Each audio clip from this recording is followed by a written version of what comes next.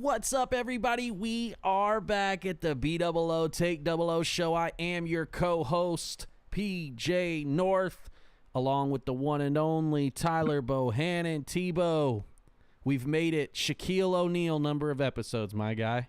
Can you believe it?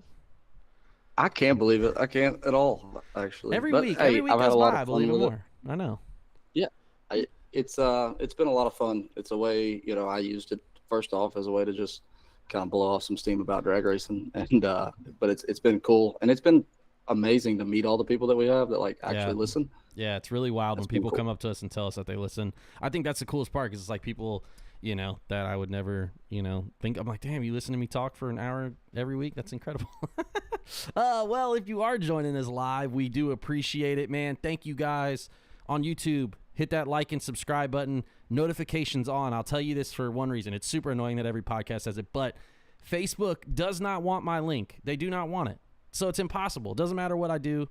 I could post on there anything else and it would get more visibility than that. So we're asking you hit that notification button. That helps. Obviously, if you're listening on iTunes or Spotify, continue to hit that follow button. Share with your friends. That's really what we're asking, man. Share it with another racer that that might listen to it. We appreciate you guys checking it out. We've got a lot of things in the works, and we're going to talk a little bit about that at the end of the show. Talk about the rest of the season because we're getting ready to come up on the end of the season in reality, right? We got Vegas, Pomona left, right? Vegas, Pomona. In reality, there's other divisionals, NHRA stuff going on, but in reality, Vegas, Pomona is the end of the ride, right? And we're gonna talk all about it, about the rest of the season and all those things. But before we do that, I just want to say, I look like I could work for DEI. I got this DEI.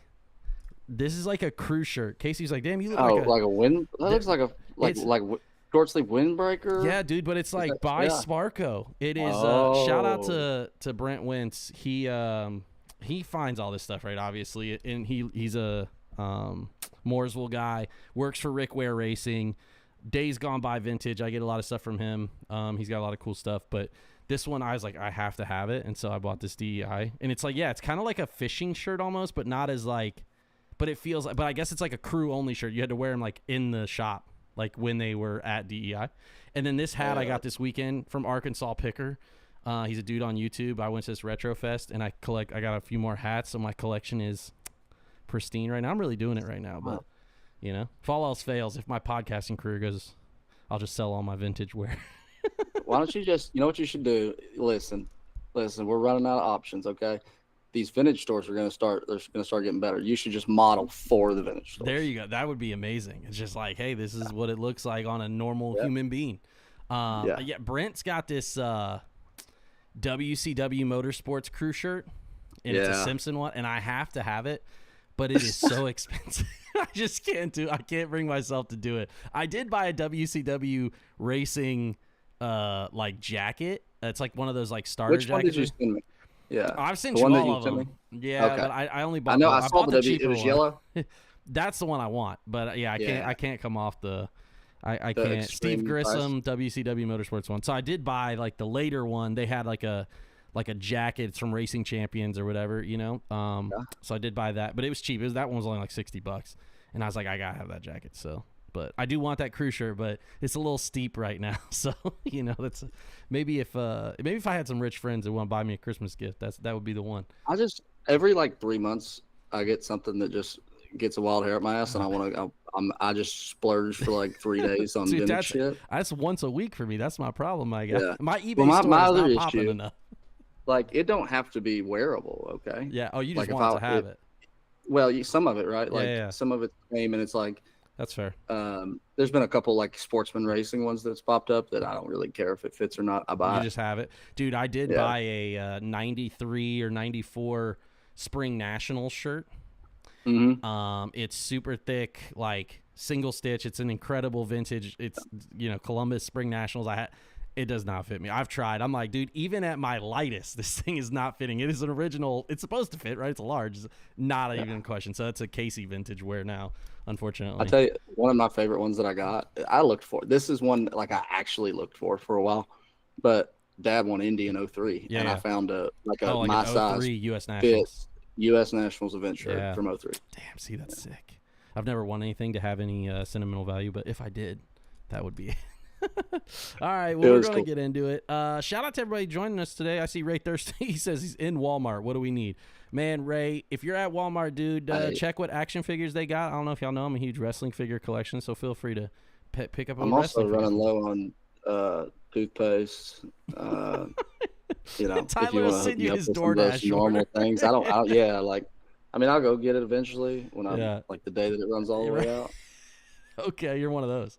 All right, he's not prepared. Yeah. All right, I'll probably go 2 more days where I have to go downstairs to my mom's house and use the toothpaste. There you go. Yeah, I'll probably do that. That's fair. I see Troy Abercrombie's here, Walt Walker, Jason's here, Joe Ballard, Wes.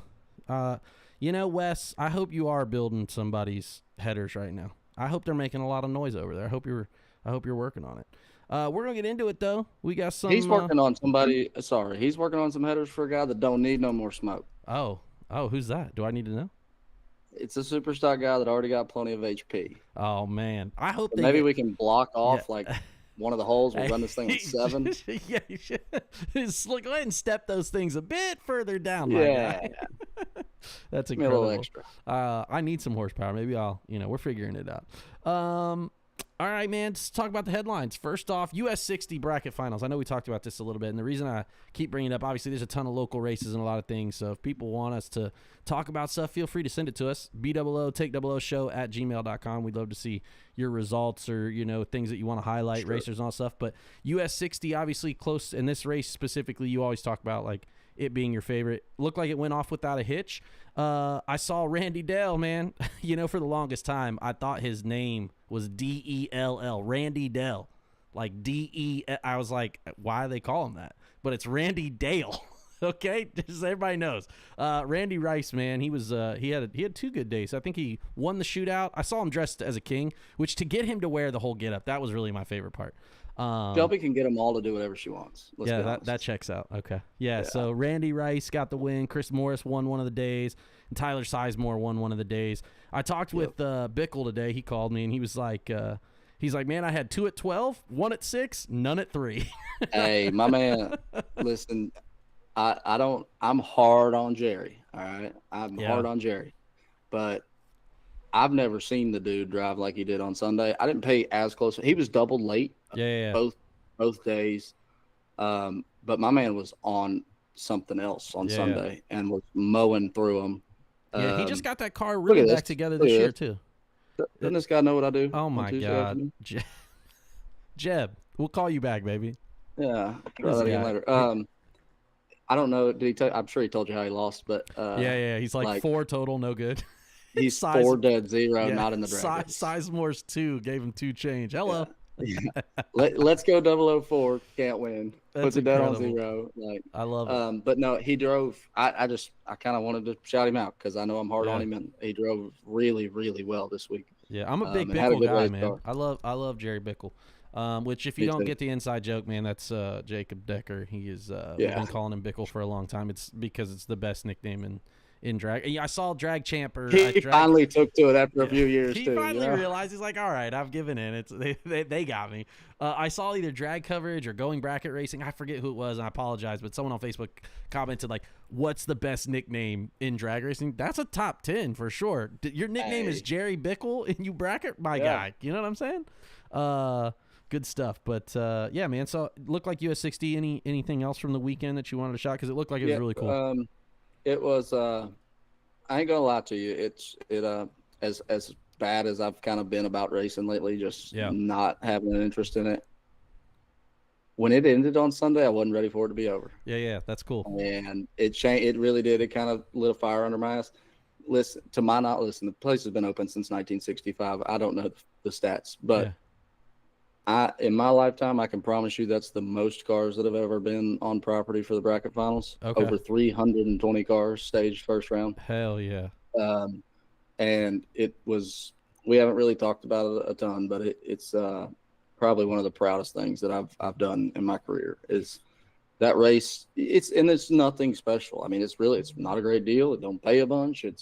We run half the day and all day and half the night. But it's just the people and the racers that are there. I mean, everybody hung out. Everybody, was respectful. I had one time per day. I got into it with somebody, but I think, on all accounts, we ended, Yeah. well. So it's just it was really awesome, Hell and yeah. felt really good to do it. I know it felt really good to give Chris and Shelby something that they can, Continue I mean, on, they're sure. dumping. Yeah, you're talking. Yeah, I don't What they're think there's a dumping lot into of the race. It's racetracks in good to see a little America. weekend like that.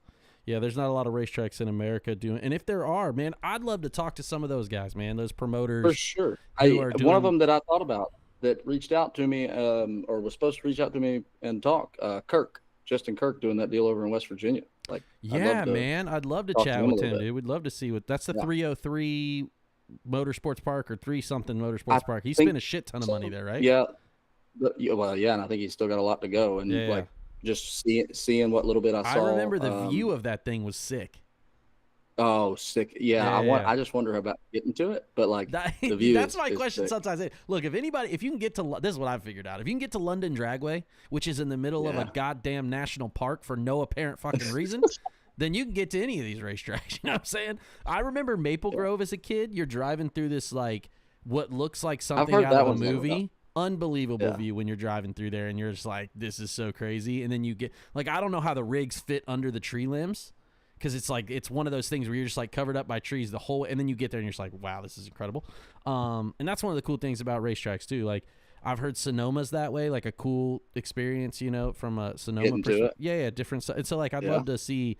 But yeah, man, if there's promoters out there spending the money doing this thing, we'd love to chat with you just to have a conversation about what you're doing and what it looks like, and the good and the bad, right? Obviously, and like you said, you've been a part of it with Chris and Shelby, and I can't wait. That's a great Fornwalt. Thank you. We're going to talk about US 60 later on for the upcoming races. So, and one other person I thought about. This is a guy that, as I've moved I've met through TV promotions and racing. Matt Davis from Michigan. Yeah, he made it and I pay quite a bit of attention to Matt, and we talk off and on, and I know like they race quite a bit, and he's hustling and got a business going and life, right? But he doesn't travel a bunch. Him and his dad made the trip down last week. That's incredible. It was awesome to see him, and he had a blast. And they didn't have a ton of luck on the track, but just super cool. Somebody that I've in the last couple of years got to know. Yeah. And not a guy that would normally drive 5-6 hours to race at Hardinsburg for $5 grand, but dude, did. it's at least awesome. that. It's at least that, because it's 3 hours to Michigan from Columbus, and it's 2.5 to, to 60 from there. So, like, at the very minimum, if they live in Ann Arbor, at the very minimum, it's a haul. I love that, man. So that's cool. One other piece from, I don't know if anybody saw this, but on Thursday, our guy Tyler was shoehorned into a 19-inch 1989 Spitzer C Econo dragster and hauled the mail. Yeah. I got in it and I was like, yeah, this is about what I expected. This sucks. And I sit in it for a minute. I'm like, yeah, I don't really like it. I'm at the gym every day just hoping that Joey calls me so I can fit in that 19-inch cage. You can. And I slid in there and I'm like, and granted, like they kept telling me to sit in it, right? And like I sat in it to make sure I could get down in it one time. But like I knew better. Like I'm not going to try to be comfortable in this thing. No, you're just kind of holding on for dear life. Yeah. So I pull out into the water box. I'm like, this could go just about any way bad you can think of. And I, do the burnout, stick as fuck. Yeah, it looked awesome, man. It's just I did a dragster, like I didn't know if it would be hard. Like everybody, it's a small tire. You're talking about like. Step. Let's talk a little bit about it. Combination is what? What combo is it? Okay, so this is a 92 Spitzer, 240-inch car, hardtail. Yeah. It's on a 32 by 12. That's what it is. 12. Tire. Yeah. It's a small radial deal. Yeah. Yeah, and then it's a 300-inch wedge motor with a 7-inch. Yeah, so it's another wedge. So you're talking about 9,800, 10,000 RPM, just obnoxious. Oh yeah. Yeah, I think the converter's got to be 9,700, and it shifts at 10.3 and 10.6. Okay, so it is that high. Okay, was? It's got an air shifter in it or electric shifter? Air. Yeah. Okay, because it's lighter or something. Is that the deal? Yeah, and I think that 3 speeds. It's hard to find. I don't know about yours, but that's right. The 3-speed is that electric shift. Yeah, you can't. You can't really do. They don't interact properly, so that's why you got to use air. Yeah. Because you can't get the spring to come back for the most part with those electric ones. Yeah. Well, my other thing is hitting the tree, right? Like. Yeah. I just don't expect to be able to hit the tree in this thing. Like it's I've going to heard be 80. I've heard it's difficult in comp. Yeah, Yeah, yeah. right. You know, like It's I'm just expecting, staggered. like it's a dragster. You've got like a 2.5. What did they say? I forget what the 2 stagger inches that's allowed. max, 2 inches I max think. stagger. Yeah. And you're doing everything you can to hold on to that Yeah. last light. Right. Well, Yeah. and then they got like all these valve bodies and dumb shit. And Joey's like, this button should be good. And I'm like, I don't think it matters if you put an 8-inch button in it or a Yeah. micro switch. You Like can I'm throw still, it off of here. And yeah, toss it like it's, I'm still going to be 100 red. right. So, but and Dad, right. So the RPM, I told you the RPM on the race pack, Yeah. the dash wasn't working, which I don't Still, look yeah, at it yeah. anyways. Right. But I told my dad, I said, just double check that the 2-step like works and isn't like 8200. Like make sure that's good before you, because I was running the test and tune, so Yeah, they yeah, would yeah. meet me in the lanes. Yeah, I'd yeah. throw my shit on and get in. Yeah. And I asked Dad, I was like, what was the 2-step? He said, sounded way too high for me. And I was like, okay, what did you do? He said, nothing. I'm like, oh, that's good. So I'm in the car with my helmet on when he tells me this. I'm like, fuck it, I don't even care. Yeah. But the burnout, everybody in Comp Eliminator with a dragster uses a 3-step. So I just Yeah. automatically assumed it was hard. Yeah. Yeah. But I'm not going to use it. That's good information to have. I start my burnout and I'm like, oh, this is just like a bracket car. And I rolled down on it and we took her deep on a new set of tires. And I was like, okay, it bounced a little bit out of the burnout. And that's what I was most nervous about. Like, and still now, what I want to get comfortable with is I know those things can become a handful after the finish line. Yeah, yeah. So like, 'cause you're in a hardtail 240-inch without parachute. Like it has one that I'm. But you're not using it. Oh, you okay? I was gonna say you didn't use it. I don't know. I'm just not like I've never pulled one enough to like get used to it. And so, it goes out there. And I deck this thing. I'm like, well, the 2-step doesn't sound like it's that far off, actually. Okay. And then the tree starts falling, and I let go, and it felt just like I was driving a 450 dragster. Yeah. Like no different. Yeah. This thing got 35 pounds in the nose. Yeah. And it picked the wheels up, did a wheelie. Yeah. And it's driving, and I'm like, wait, like this is the first run, but I feel like this isn't that. This feels like everything else. Good. Yeah. Yeah. And it went into high gear, and I shut it off, and look at the ticket. Andrew Hill sent me some slips to go off of. Yeah. And I'm 047 up front. Yeah. And going 53 under on the first lap. They are all in trouble, buddy. Yeah. So I was like, that's cool. I feel a little bit better. In the second run, I kind of mainly just got down the racetrack again. Yeah. But like after the second run out and feeling it and going down the racetrack, I'm like, oh, if this thing could be 3 inches wider, like I don't know. We might be into it.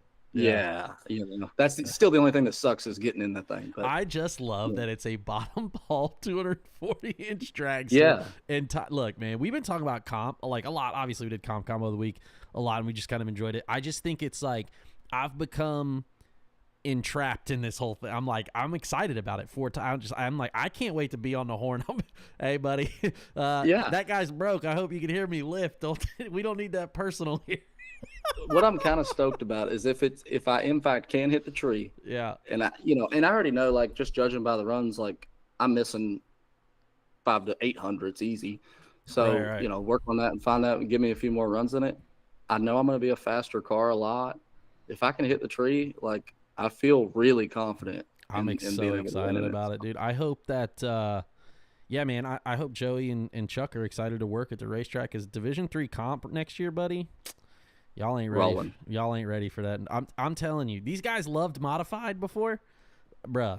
I'm telling you, they're ate up with it. Bohannon Racing, Big Charlie's garage is out there, baby, and the dragster looked cool. I'm glad that it ran, and I'm glad you finally got to take it out because, like I said, I know we talked about it. So, what was the best part about it, and what was the worst part about it so far, just in those runs you made?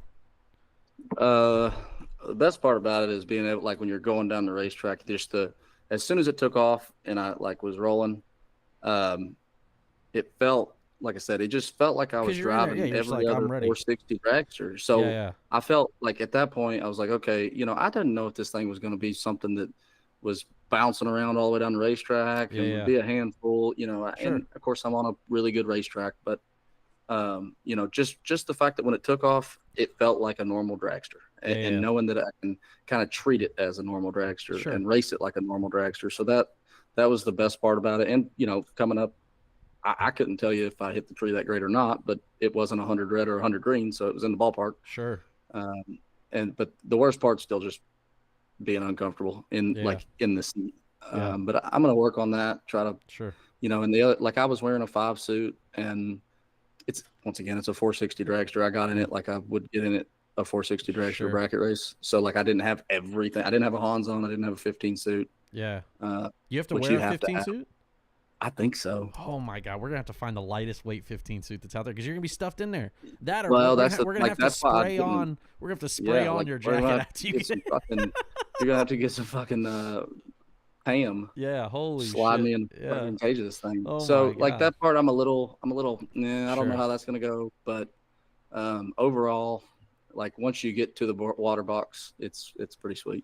That's cool. I love that, man. Well, I'm glad that. And the car looks cool as shit. Dude, it looks amazing. I think that's the thing that like I'm obsessed with is that it looks like an old school modified. Like everything I've ever learned now from you guys about modify, like that's what it looks like. Yeah. I'm very excited for you. So it should be cool, man. We're gonna see what happens. Maybe we might show up at Pomona. Who's to say? Don't nobody know yet. You know what I mean? We may show up. Yeah. Let go and comp eliminator, man. I hope they ready out there. All right, well, cool, man. And Chuck, yes, 1994 IHRA Spring Nats champ. That's what we're bringing that vibe back. That the Bohannon masonry. I know that's what I'm saying. We're bringing that vibe back. Comp eliminators. I'll tell you what, they weren't ready for Matt Alvey. They damn sure ain't ready for Tyler Bohannon. By God. Nah, ain't gonna like me. I love all y'all, but y'all ain't gonna like me. They damn sure ain't gonna like me. Hey, I'm gonna be a look. They thought I talked some shit. And I was just out there with Bryant, buddy. You better go 63 You under. better hope to God I'm not down there at the weight. I promise y'all that. They know who I'm talking about. Y'all better hope to God I'm not at the scales when Tyler Bohannon goes 64 under first. I promise you. I will be running my mouth then. By God. Me too. Well, good stuff, man. US 60, all those things. There was a lot going on, and we're gonna get into it now. The Stampede of Speed. First things first. Well, actually, we're not going to talk about first thing. We're going to move. The Stampede of Speed existed last week. It was a lot of racing. I would have loved to have been in Dallas, man. It looked like it was an amazing time. Before we talk about all the results and all those things, and we'll get to the All-Stars and all those things, but did you see any highlights from people that were posting or just like others? It looked like it's like maybe the best week of drag racing in all of sports, like NHRA sport. Yeah. Have you seen? Dude, I saw stuff and it was like, damn, this looks like cool as shit. So I did not see it from this year. Okay. I will tell you, kind of one of the first, if not the first one that I like a couple years ago when I went to it. They were obviously working out the kinks, but like the Fan Fest, and that's what I'm saying, all the stuff they did. It is probably the coolest idea that we have going in drag racing right now. Yeah. If they can make it work, and it seems like it gets a little bit better each year. So it's an action-packed week, a lot going on. Yeah. And it's badass. I think it's something that in the next 5 years is going to be something that people want to be. You have to be at. Yeah, the one thing I would say is like it looked like I said, everything looked awesome. It's just like they have a low quota to enter that race, so like you're not going to have a lot of opportunities to get in. Like you can run the divisionals and like hope that you're an all-star and get in, but like there's not a lot of other opportunity to enter the race. Like if you're not, you know what I mean? Like that was one thing that I thought. The other piece I did find amusing is that someone took out the power again. Someone wiped out. There's electricity that runs across the entrance of the track, and I guess another carnival cart deal whacked the wire, and they were out of power at the tower again. I'm like, what are y'all doing? I'm like, damn, someone got to raise that wire up. I don't know the whole story, but I just find that funny every time I see someone post about that. I'm like, damn, they got no power there again. But let's get into the results there. The Tulsa makeup race. So that's the other thing. They got a whole nother race going on. They got the Tulsa double. They had the second race, and they had run first round of everything, I guess. So they were finishing that. Chase Williams, Hayden Trumbull, Will Emmons, Tomcat, Thomas Marlowe, and Charlie Stewart. So he won the Tulsa makeup? He won the Tulsa makeup. Yep. Hey, okay, so I didn't see any of the Tulsa stuff. That's what I missed. So Charlie Stewart won too? Charlie Stewart won in Super Gas, yep. Hey, that old man, I'll tell you one thing. That old man got some tricks. He can build a roadie, and he can drive the wheels off. He's a good D4 racer. I mean, he's like low. Incredible knowledge with that guy too. And he's got to be 70 years old pushing it, and still out here winning races. Yeah, it's crazy. So they had the Tulsa makeup, but they didn't do the Tulsa makeup first. they ran the Dallas Divisional first, which I thought was even more odd. So the Dallas Divisional happens, and we got a couple shout-outs. First off, shout out to my guy, Walt Walker. That's right. Walt, man, gets his first W in Super Stock, and, man, I couldn't have been more happy for you, dude. Obviously, can't relate to that feeling. Don't have one, but Tyler can, I'm sure, and it was cool to see that. The crazier thing is how it happened. So he loses one round. I think he made a good lap, but he's like, I think, double breakout. Mm-hmm. And Logie. That's one of the rounds I think we watched. Yeah, yes, we watched so that we're round. watching it, and we're like, oh, damn, Walt lost. So Logie, I guess, drives to the – this is a crazy thing. So, like, oh, the quotas were at 80. Thank you, Walt. I didn't know that. Okay, so that's good. 80. I thought it was lower than that because I saw people complain about not being able to get in. But back to the Dallas Divisional. So my understanding is Logie drives to the scales. There's nobody there. It depends on who you're asking, right? But he goes back to the trailer. He's tossed. So Walt's back in, and Walt closes the door. He's like, forget it. I'm getting it done now. So Walt gets it done. I love that, man. They give a guy, obviously this isn't the first time it's happened in the last 2 weeks, which is crazier that we're seeing that, right? Like, crazy that it happens. But Walt, amazing job. Great job in Super Stock. Second off, Tyler Castle. Tyler Castle gets it done for his first time. He's been in 3 finals, never got it done, wins his first final. Really? In stock. I read your notes, or I was reading the notes, and I saw his first, and I'm like, really? Yeah, this crazy to me, too. This dude's on the short list of people who have doubled a national event and beat my ass in the final to do it. So, and like, never I know won a divisional in stock. Yeah, never won a division. Yeah, and maybe his first in stock, right? Maybe his first in stock. Yeah. I mean, there's just not a lot of people, I think, that it could probably say that. I mean, my dad, he's won more nationals than he has divisionals. Yeah. Which is crazy, right, to think about. So yeah, it's incredible. That was really cool too. And then maybe 2 other wins first. Kowalski wins in Super Gas. Zupka wins in in Comp Eliminator. So those 2 were pretty cool too. But the biggest one is our guy Chris Whitfield wins again and has already waved the race. Tough, man. And we talked. He did send me a message and thanks Chris for clarifying. Basically, Chris was like, hey, I've struggled all year, lately in the middle of the season, not all year, in the middle of the season. I didn't have a lot of confidence in my car. And then he rambled off, obviously, just a lot of good runs in a row. And he's like, shit. But at that point, you've already made that decision. That's the thing, right? You're betting not necessarily against yourself, but he's trying to build that confidence back. St. Louis obviously helped, but he had already waived Dallas. And then he wins Dallas, and he's like, shit, okay. So, what do I do? You know what I mean? Here's my thing. He didn't. I don't know. Either way, it's a tough. I wouldn't look. It's tough.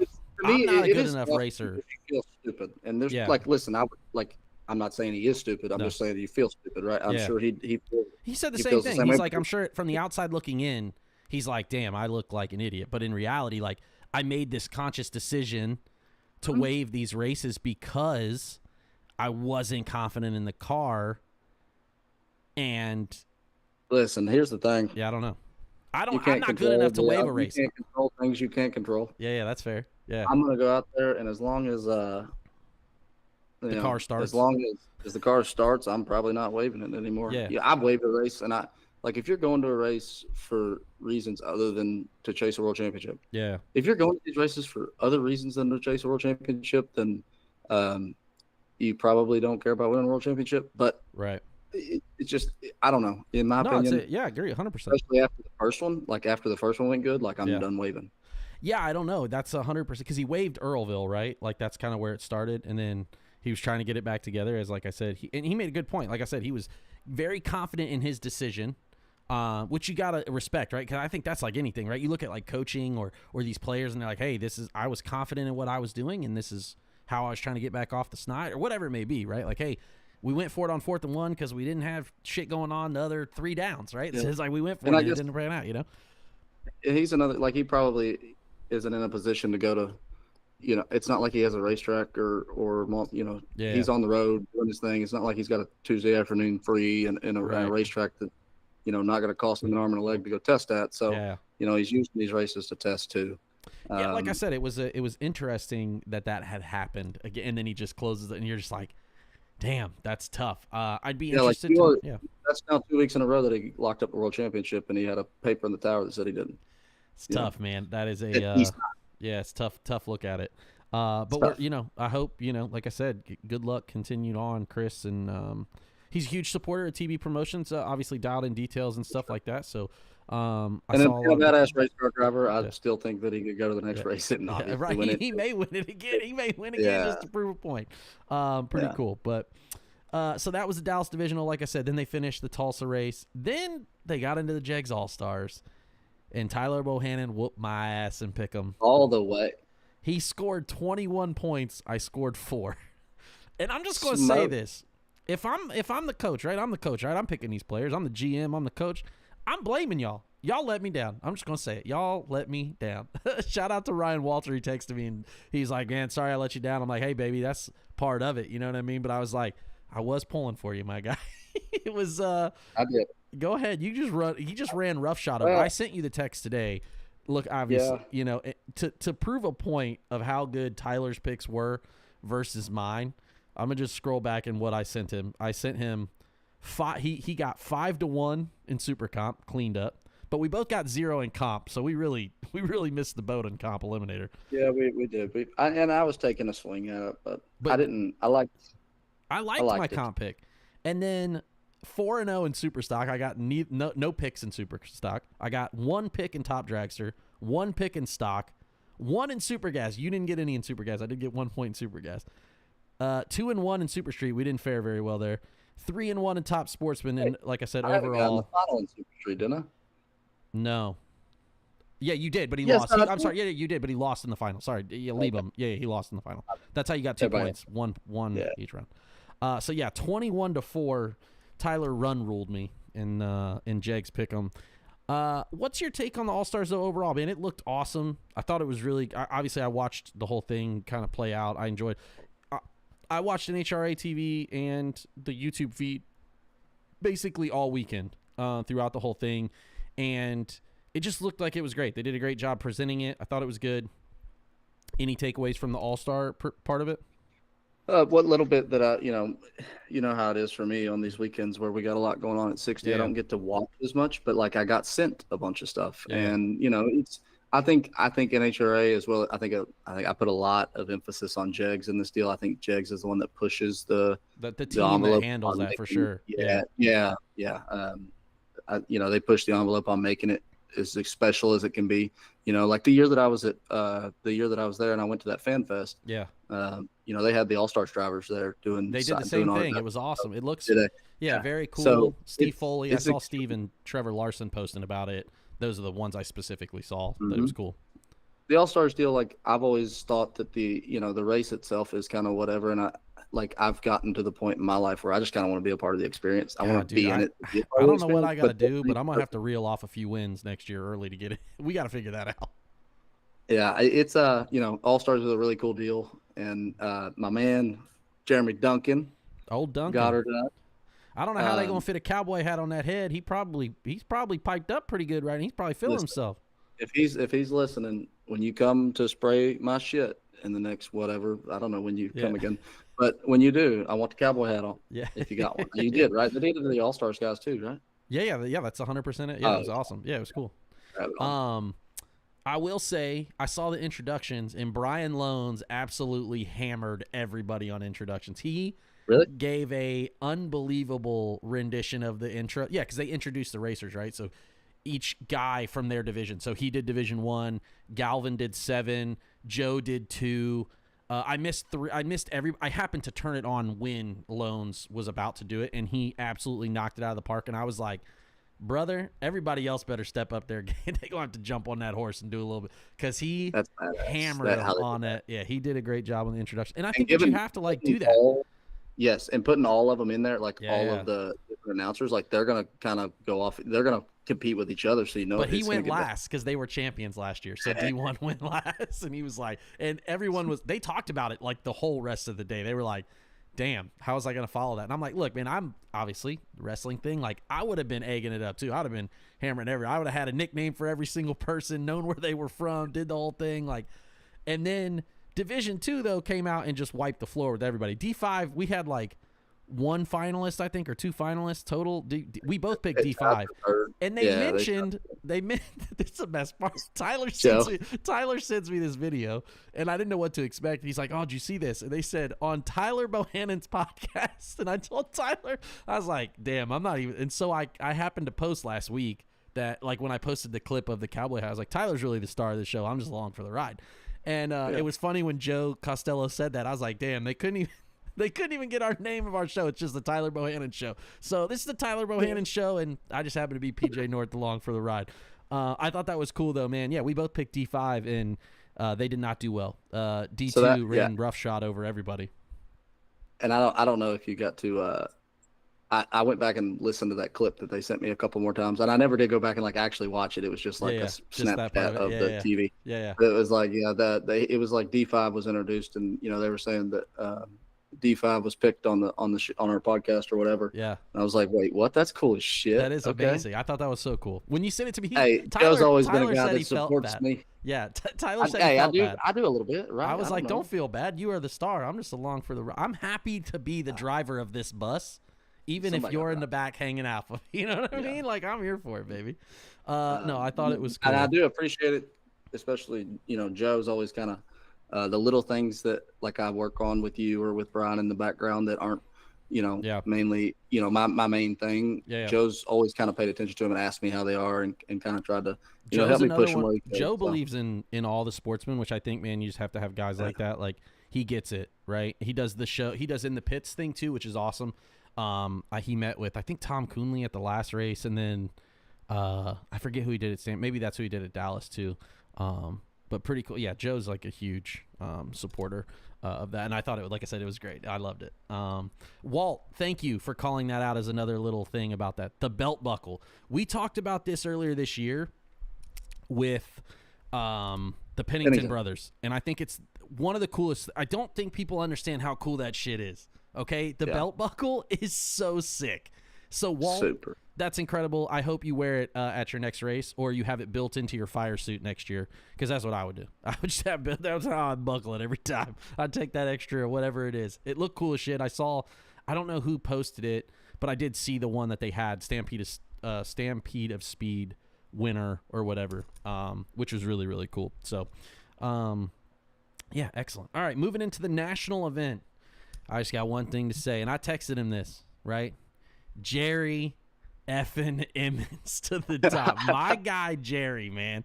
I was really like obviously we were watching the race last week, the divisional. So he runners up in stock eliminator in the Dallas race. Then he runners up to Will in the Tulsa makeup race. Then he's like, all right.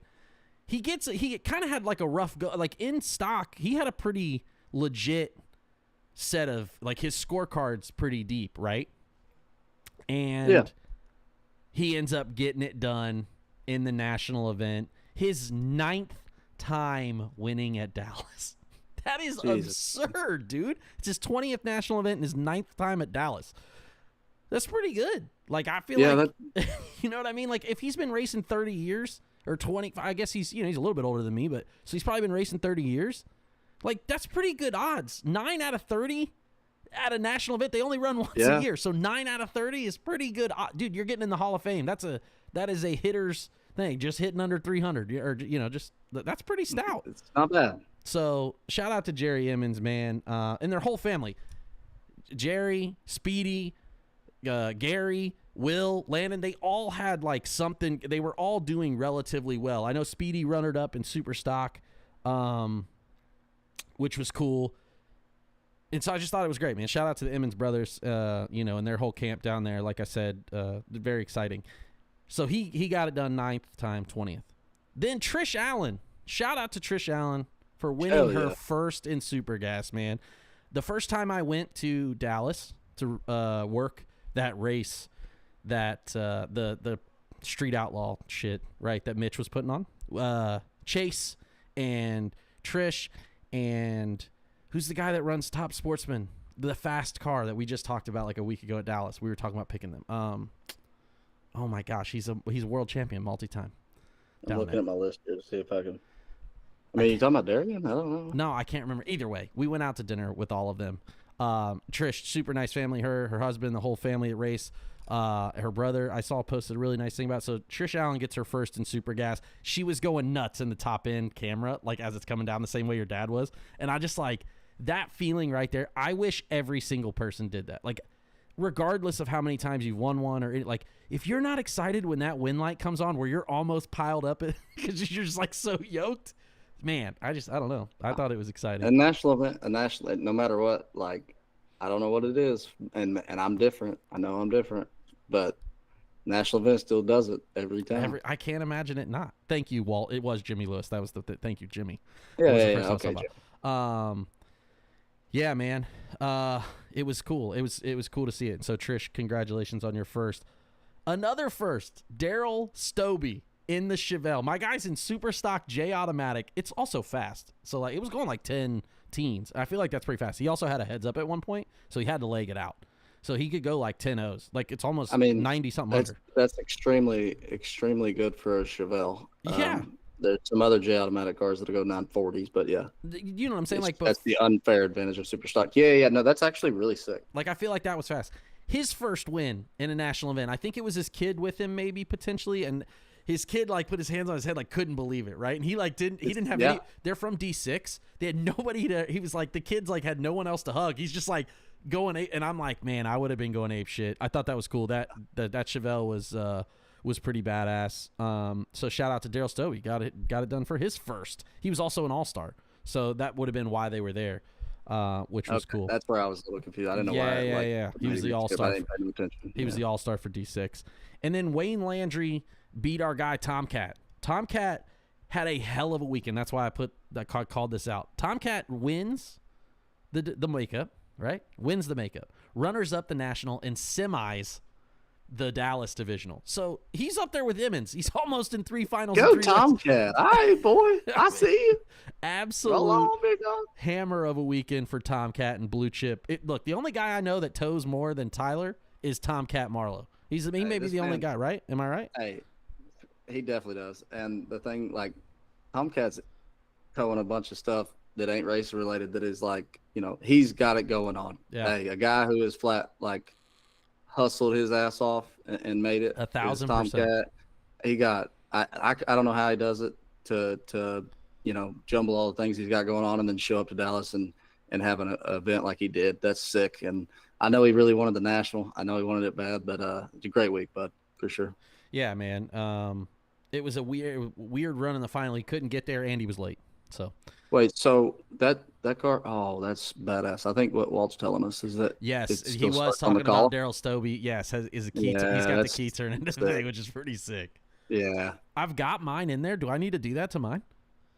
I don't know. I'm always scared that they're gonna go bad, and then we gotta take the fucking column out. Yeah, but can't you just wire it to both, and you'd have both available as the button? I guess you could. I don't know. You above my pay grade, dog. We can try. Right. Matt Forbes, write that down on our rewire list. Want the key? I've got the key, so we'll do key start and push button start. We'll have both on there. We'll figure out how to figure that out. Yeah, man. It just was like I said, very cool weekend at Dallas, and I loved. It's a week-long thing. They made. I did see one person post. I don't know. Damn, who was it? Someone posted the schedule of one of the days, and it was just qualifying. And they're like, "Is this really going to take 8 hours?" And I was like, "Listen, you need those people fresh. So like, if it is only going to take one day of qualifying, and that's all it is, just let it be. Like, because some of them. Hey, look. And then I saw the follow-up. Someone posted. I think Kendra Larson posted a video of why are the lane people so angry all the time, and I was like, because someone commented about the schedule to let them work a normal shift, and that's why they're angry, because they got to work 27 hours a day and nobody wants to pull up and everybody's like 100%. It's one of the worst. Listen, here's the thing for racers. Here's a good one for you. The guy parking, the guy working the stage lanes, and a division director. Yeah. Those 3 people, I promise you they done got their ass chewed enough, okay? Underpaid. Underappreciated. I understand that, like, a lot of the decisions we see are silly. I think that, like, you see some that's not their decision being made, right? Like, they obviously have people to report to. So, like, a lot of those decisions suck, man. We talk to Will all the time, right? Like, there's a lot of decisions that just suck. and you have like he can't do nothing about it. It can't do anything about it. The other piece is like that does suck is like you're at this job in the middle of the heat. No one wants to pull up, and the one person's like, well, why is he so angry? It's like, well, dude, because he's had to yell at 80 other super stockers for not pulling up. Like, why do you think he's mad? Yeah. You know what I'm saying? And my dad makes a comment there. Salute to seatbelts that are not bolted in. That goes to Tomcat. Yeah. Still one of the wildest things we've done. But I've got a history. Me and Tomcat go way back. The first time I ever met Tomcat, I had blown my motor up and I was riding to the tower to see if like it was the Allstate race. So I was I rode to the tower to like tell him I was switching cars. Okay. But I didn't know what I was going to drive. Right. I didn't. Is this have at a car. Memphis? Yeah, this is at Memphis. Yeah, I remember this. Okay, I was announcing that race. Yeah, we're at Memphis. It's the last qualifier for our super comp for the Allstate race. It comes off the stop, hangs the rods out of it on the 6th run on the motor. And I'm like, I go to the Scotty told me I'd drive Edmund's car in the super comp part. So I go to the tower and I get all that situated. And I'm driving back through the stage lanes, like back to my trailer. And I hear this, hi. And it's me and Brian. We stop on the golf cart and I'm looking. I'm like, who's talking to us? And then this random dude just rolls up to go, hey, you need a car to drive? I said, I got one for the Allstate deal. He goes, no.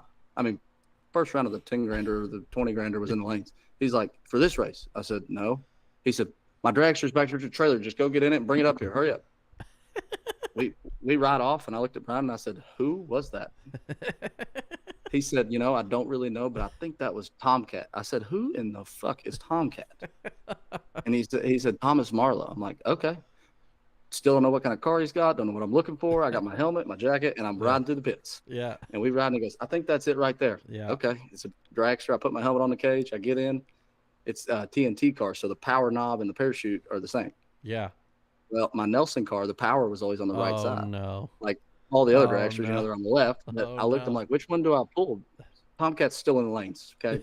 Still not sure that his name's Thomas, but, like, he's in the lanes, and I think this is his car. Sure. I go to pull the power, parachute comes out, power don't come on. So I'm like, okay. Oh, shit.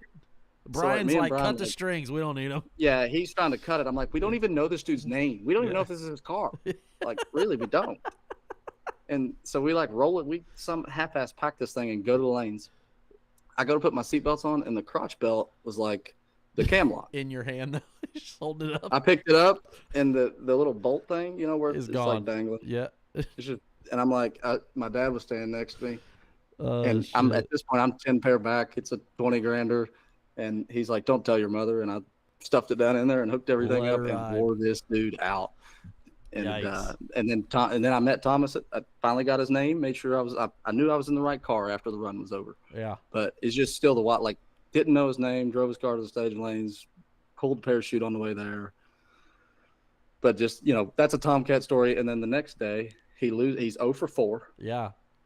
And he says, I think I can win. I said, I mean, you're driving good. I could probably win, but luck's not falling your way. He said, go in my motorhome, go to this cabinet. And it was like, I don't know, it was like $1,100 to buy an entry and a buyback. He had like $1,130 and I grabbed $1,100 of it, took it to him, and we bought him a third one, and he lost again. Thomas, if you're listening, man, those days are behind you, brother. You did it. You had a great weekend. Shout out to the Tomcat, man. Also, that's where me and Tomcat came from, right there. Top 20 nickname also in drag racing. So Tomcat's up there. Man, what a weekend. Dallas, obviously, like I said, next year we got to figure out either one of us got to make an all-star race or we just got to go. One of the two things has to happen. You know what I mean? We'll see. I don't know, man. Shout out to the Stampede of Speed. And shout out to all the winners, first timers, and just everything. It looked like it was cool. I didn't have any other takeaways from there. Did you have any other takeaways from the whole weekend? No, it looks super cool. Like I said, I love that deal gets a little bit more. The experience of it gets a little better each year, and I think they got a good thing going. They keep pushing and making something of it. Yeah, very cool. All right. One last thing we're going to talk about here, upcoming races. Obviously, and some things we talk about the schedule for the show as we kind of wind down towards the end of the year here. We're going to move towards, as it comes up, right? We still got a couple weeks here where it's going to be consistent, but at the end of the season, we're going to go to every other week, and we're going to have live interviews, talk to different people around the sport that are different pieces of the sport, right? Mm-hmm. We chatted. I told you to talk to Megan Meyer. We hope to have her on. Kendra Larson, if you're listening, we'd love to have you on from that perspective.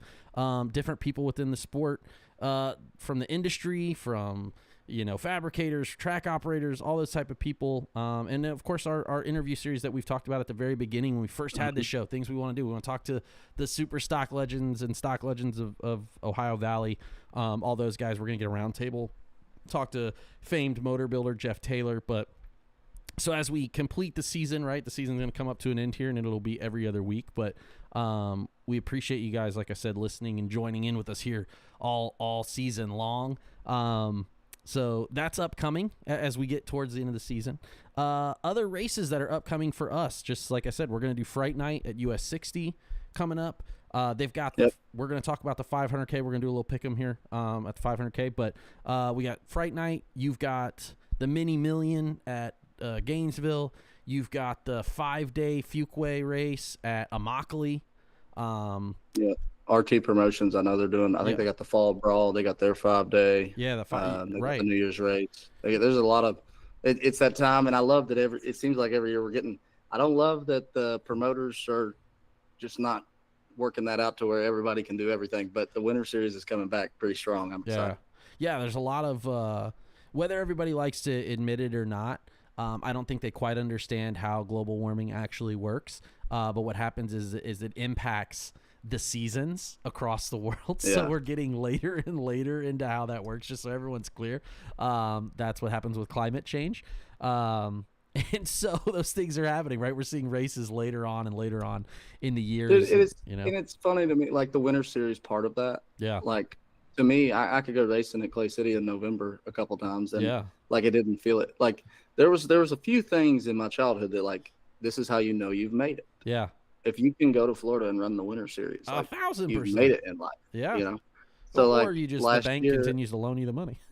Well, yeah, like one of the two, right? But I got down there last year, and I'm like, man, I have not made it in life, but I'm here, bitches. Fake it till you make it. Yeah, dude. And I think the Florida 5-day stuff is cool. The 3 weeks of racing, because we see that a lot now, like during the middle of the year, all of a sudden, right? Like I saw someone post where they're like 5 straight weeks of big money, and you're like, damn. It came up today.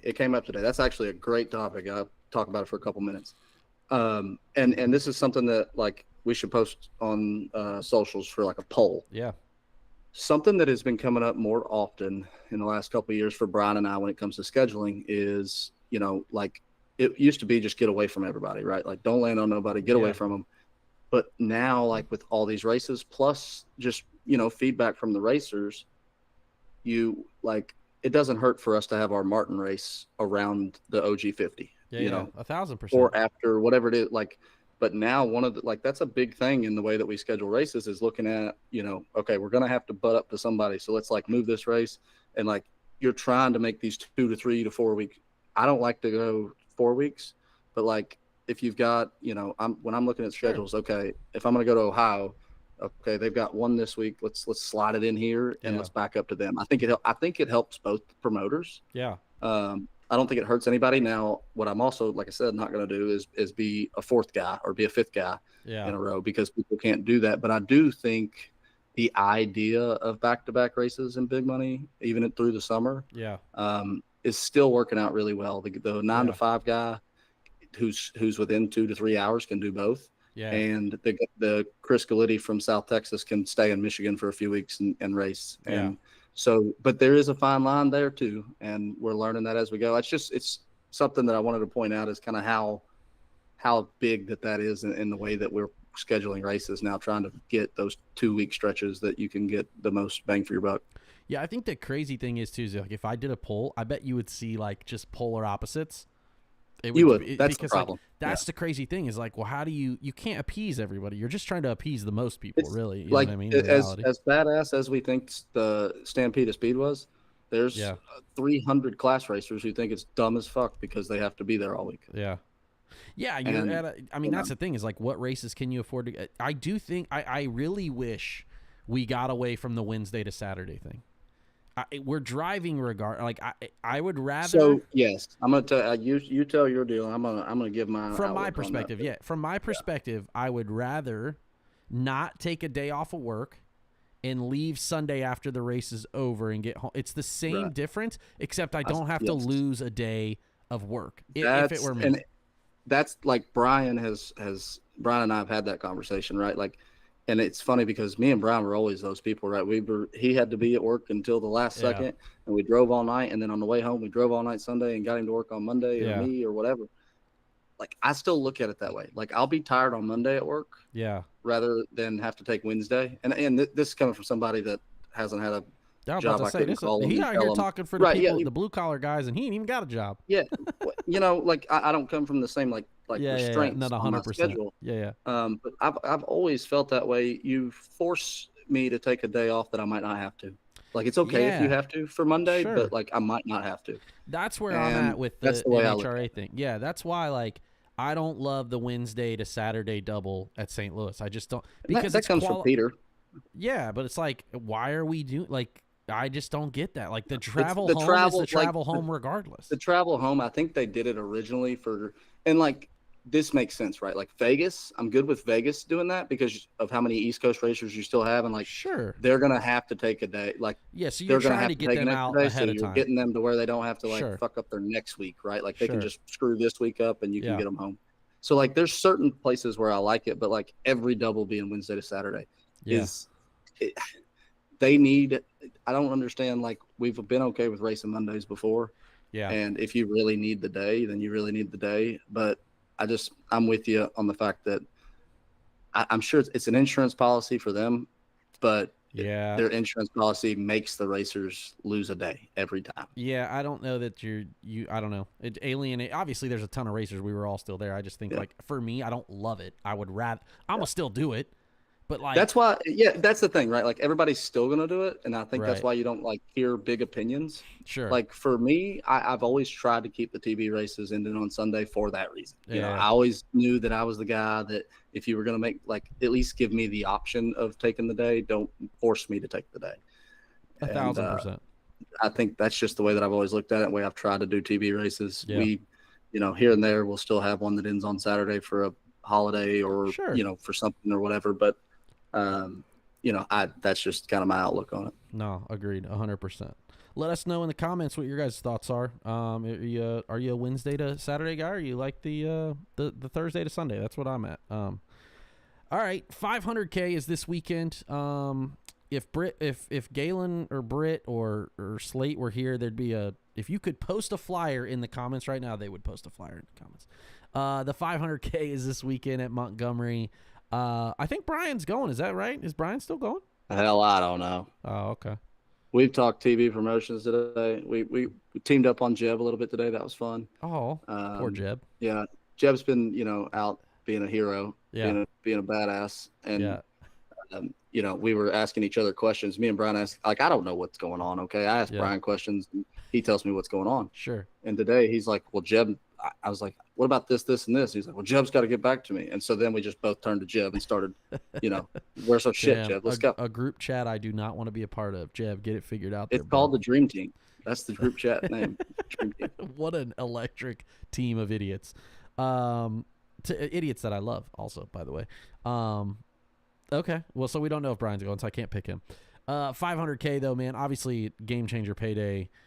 What is your thoughts on the race as a whole? Like, how it's, because I obviously I'm like not super close to it, but what's your thoughts just kind of on the layout of this race and the payout structure and all the things, and what's your thoughts on the 500K?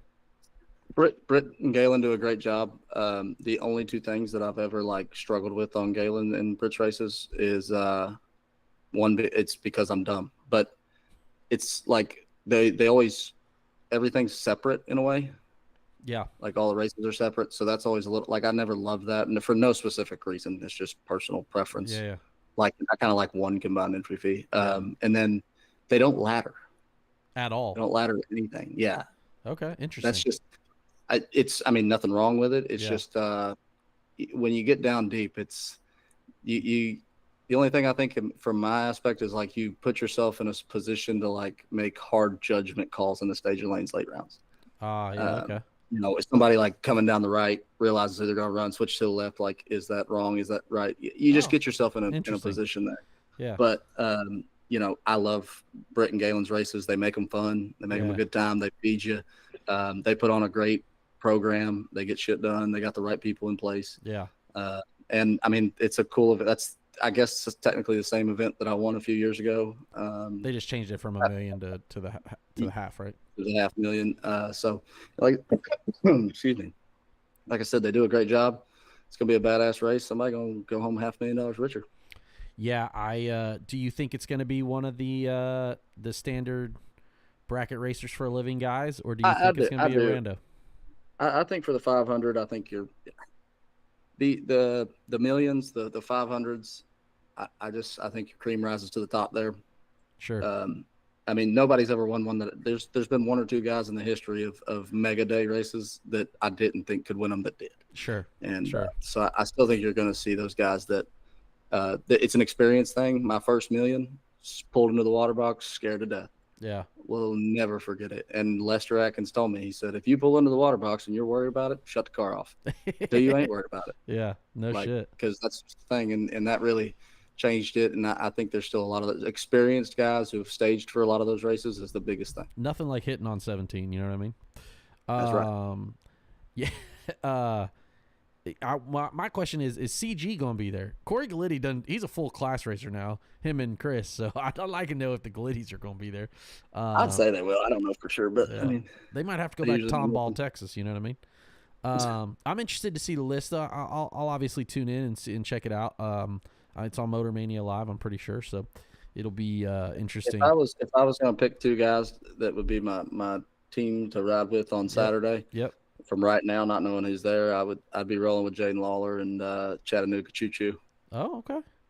That'd be my two horses. Yeah, I'm gonna go former winner Jeff Serra, and speaking of Jeff, and Donovan glad to hear he's all right. Yeah, he went for a ride last week. I don't know if you saw that. I did, but I didn't know. I only saw like I didn't seen the video or anything. So there, to my knowledge, I don't think there was. It was on a time run. Okay. Broke a spindle or something, and he went for one hell of a ride. Whose car was it in? It was in the race tech that he always drives with us. Okay, it was with us. That's what I mean. Like, who was he driving for? Wild. Okay. And before we go, Montgomery had the Mike Smith Memorial Race this past weekend, and Braden Rampy. Badass. Yeah, man, very cool. Shout out to Braden. Rampy, I saw a lot of people were very happy for him, proud of him. I know he was very close with Mike, obviously, and those things. So it was very cool to see him get it done, and also to see Timmy Smith in the winner circle picture is always cool, man. So shout out to Braden Rampy. Montgomery, the place for big money bracket racing. There's so many tracks now that are like synonymous because they've made so many improvements to get these races. Montgomery obviously continues. Like, they lost $1 million and they were like, whatever, we'll re-up. They have a killer bracket program. Then now they've got they had the Mike Smith race. Now they've got this race. They have a bunch of big money races all year long. So yeah, Montgomery worldwide. There's so many racetracks now that I feel like are thriving. 2600 North Belt Drive. I'll never forget the address of that place as long as I'm alive. So maybe the only worst surrounding racetrack in America. Like, it might be. Hell no. Listen, I learned them in St. Louis may be the two worst surrounding areas. Yeah, it may be. It might be a bad thing for my life. It might be a good thing for my life. I learned how bracket racers rank at Montgomery, Alabama. The players lounge. Okay, yeah. It's still like it's one of those places. I mean, as far as my bracket racing career, I learned more at the bar in the players lounge than I did at any racetrack in this country. Shout out to Montgomery, man. It'll be a wild weekend. Look forward for everybody, racing, see how it goes. Hopefully everybody gets after it this weekend. I might make who knows? I might make a show somewhere. I might pull out the bracket car before next week. I probably need to. Probably at least need to switch it, make sure it starts and runs. You know what I mean? Probably. We'll see how it goes. But we'll be back next week here at the BE00TAKE00 Show. Thank you guys for joining us, man. Again, don't forget to hit that like and subscribe button, that follow, hit the notifications, all of those good things. I am at VPJ North on all socials. Tyler3678 on his socials. Don't forget to hit that follow button with us if you enjoy following us there. You know what I mean? And we'll talk again next week. Do it all again. Break it down as we're getting closer to crowning world champion. Somebody's going to be $500,000 richer. We're going to talk about it. Thank you all for joining us. Until next week, we will see you all